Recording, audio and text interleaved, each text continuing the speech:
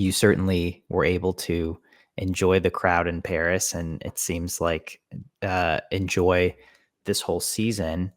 I'm wondering how long it took you to get to that point. I mean, you said you were happy this year. Did you even know that or realize that you weren't happy swimming before this season or in past seasons? Yes, I think not fully, but I understood because when I was swimming 50 breaststroke, 50 fly, 100 free, I was okay.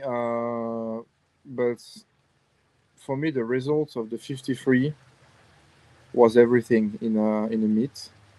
So if I didn't swim fast or if I didn't have the result I wanted to have, I probably would be sad for weeks, months. Don't know. Depends on the season.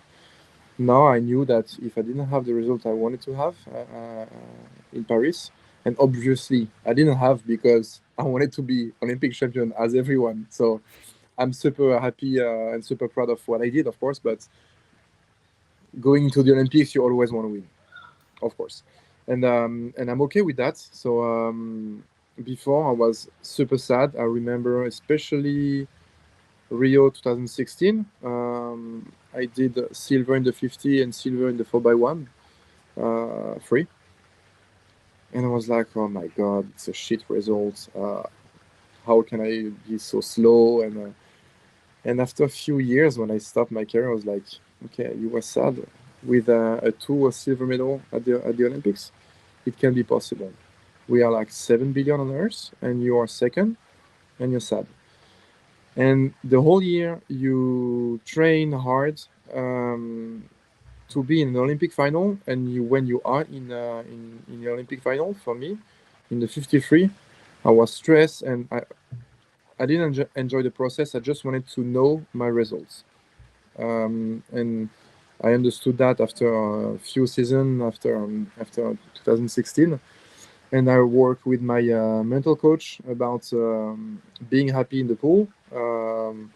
And I think now I succeed. And I had a few chats with him since the Olympics, and he told me I think it was the biggest emotion I had since the beginning, because the results are the results, but I know that a bit more than the other swimmers because I stopped. The results are not what's left in my body, in my brain when I stop. It was the moment I share with my teammates, the relays, the training camps, the hard trainings.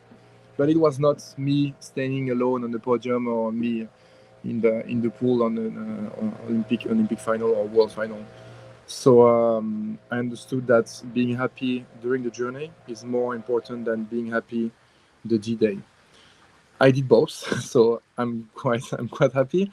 But yeah, I understood that. I understood that I don't know 5-6 years ago. But we can say that it took me 30 years to succeed. So it's long. We are not like the other sports. I played handball for a few years. I did some other sports when I was younger, and I was like, okay, now I'm going to the training, and I'm going to play with my teammates in handball, in basketball, in soccer, no matter which sport. But you're not playing swimming. You're going to the training, and it's really different. Trust me, it's really different. So you have to find a way to have fun, and I'm happy to be a sprinter because it's much better to find some fun in a 50 freestyle, in the training for the 50 freestyle, than the 4 medley or stuff like this. I imagine it is. I think sprinters are the envy of our sport, certainly. But and so was part of that process for you, uh, finding the joy in the process, um, training alone. You know what you had trained with other people before, but as you said, for all of this year, January until the Olympics, you were mostly training by yourself. What how did that change your perspective on your own swimming? So my season was in three parts. The first part from September to December, I I did I, I did a choice. it was a strange choice, and my staff was a bit pissed off sometimes, and I'm difficult to manage because I wanted, sorry, I have my dog. I mean, it's not my dog, but the dog of my girlfriend, and he's like, he likes to be on my knees. Sorry, and I wanted to party a lot because I wanted to take care of my brain and to for my mental health too. Because I had 2 years, 2 difficult years. I finished 12 in at the Worlds in the 53, I think 12 or 13 in 2022, and the same result in 2023. So I was like, I'm gonna take it differently. I want to do what I feel like. So from September to December, I party every weekend to take care of my brain.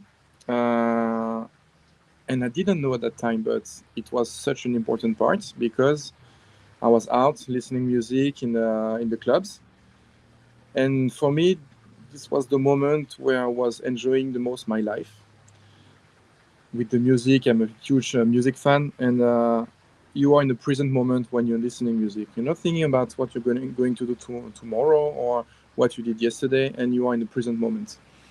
So this music was in my ears for 4 months.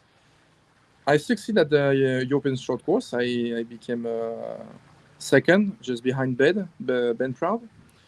I couldn't win because he swam 20.1, so I was happy with this results.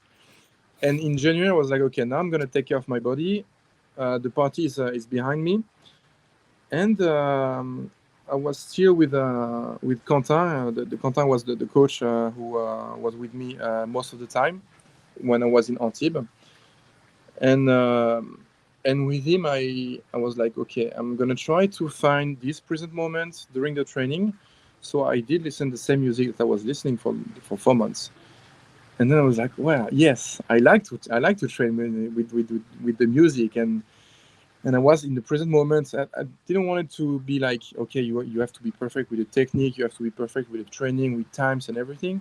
I was just enjoying the process.